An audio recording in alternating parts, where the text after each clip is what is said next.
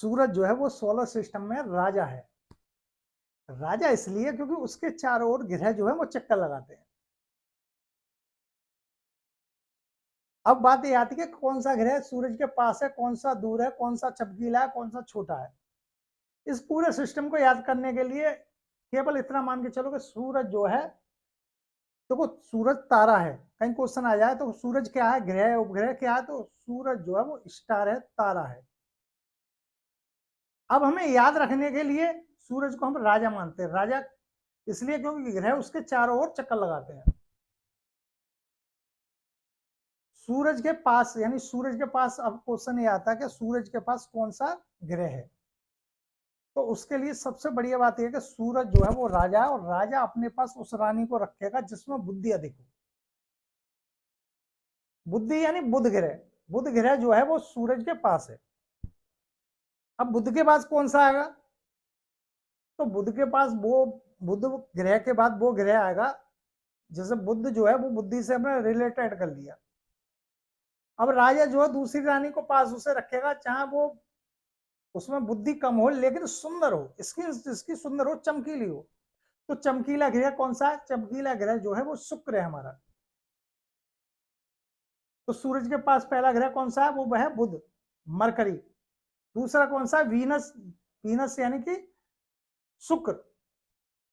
शुक्र क्योंकि चमकीला है इसीलिए उसे सुबह का तारा, भोर का तारा, संध्या का तारा आदि नामों से भी जानते हैं। अच्छा, शुक्र जो है वो चमकीला है ना, तो उससे हमें एक बात और याद रखनी, शुक्र जो है सबसे हॉट ग्रह है। उसके बाद नंबर आता है थर्ड। थर्ड देखो, थर्ड रानी वो होगी जो सामान्य होगी, जो कि राजपाट के कार्यों में लगी होगी, यानी कि पृथ्वी, जिस पर जीवन जो है वो सामान्य है। तो पहले रानी कौन सी होगी, जिसमें बुद्धि हो। दूसरी कौन सी होगी, जो जिसमें बुद्धि कम हो लेकिन चमकीली हो, यानी शुक्र। तीसरी कौन सी होगी, यानी सूरज से तीसरे नंबर पर कौन सा पहुंचेगा, वो होगी सामान्य रानी, यानी कि पृथ्वी। अब सभी को पता है कि पृथ्वी का जो पुत्र है वो है मंगल। मंगल को और याद रखने के लिए ये मान के चले, जैसे जीवन हम जो ग्रहों में हम जीवन देखते हैं पृथ्वी पर, और संभावना करते हैं कि मंगल पर भी होगा, तो चौथे नंबर पे जो आएगा वो मंगल आएगा।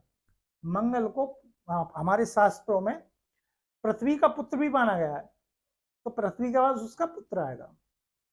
अब सपोज कर लीजिए कि मंगल जो है अपने से बड़े आकार की पत्नी ले आया, तो कौन सा नंबर, कौन सा ग्रह जो आपका मंगल के बाद आएगा, वो आएगा जुपिटर। जुपिटर क्योंकि सबसे बड़ा ग्रह है, जो सौर मंडल है उसमें सबसे बड़ा ग्रह कौन सा है, वो है जुपिटर। अब मंगल जो है अब बेमेल अपने से बड़े आकार की पत्नी ले आया, तो उसके बाद जो संतान होगी वो कैसी होगी, थोड़े उसके बाल फाल ज्यादा हो, यानी कि शनि। तो जुपिटर के बाद कौन सा आएगा, सैटर्न या शनि। उसके बाद ये हो गए 6, उसके बाद अरुण और वरुण, यानी यूरेनस और नेपच्यून। इस प्रकार ये 8 ग्रह हैं। पहले ये 2006 से पहले 9 ग्रह हुआ करते थे, लास्ट था प्लेटो। प्लेटो लेकिन 2006 में जो अंतरराष्ट्रीय खगोलीय संघ है ना, उसने प्लेटो को ग्रह मानने से इनकार कर दिया और लिस्ट से हटा दिया। इस प्रकार जो ग्रहों की संख्या वो है 8 यानी 8। तो सबसे पास कौन सा, वो है मरकरी, बुध। बुद्धि यानी राजा के पास वो रानी होगी जिसमें बुद्धि होगी। दूसरा कौन सा रानी, दूसरी रानी कौन सी होगी, चमकीली यानी शुक्र। और सबसे लास्ट में कौन सी होगी, क्योंकि तो प्लेटो को 2006 में हटा दिया, इसीलिए सबसे लास्ट में जो होगी वो नेपच्यून। नेपच्यून यानी एन से हम ये मान के चलें कि जो न्यूट्रन है वो सबसे दूर। सन 2006 में प्लेटो को इसलिए ग्रहों की लिस्ट से हटा दिया गया क्योंकि प्लेटो जो है वो वरुण की जो कक्षा होती है उसे काटता था। किसे काटता था, वरुण की कक्षा को। और ग्रह की एक विशेषता होती है वो किसी दूसरे की कक्षा ना काटे। इसीलिए प्लेटो को जो पहले 2006 से पहले जो है वो 9 ग्रह माने जाते थे, लेकिन इस समय 8 हैं। प्लेटो को उन ग्रहों की लिस्ट से हटा दिया गया।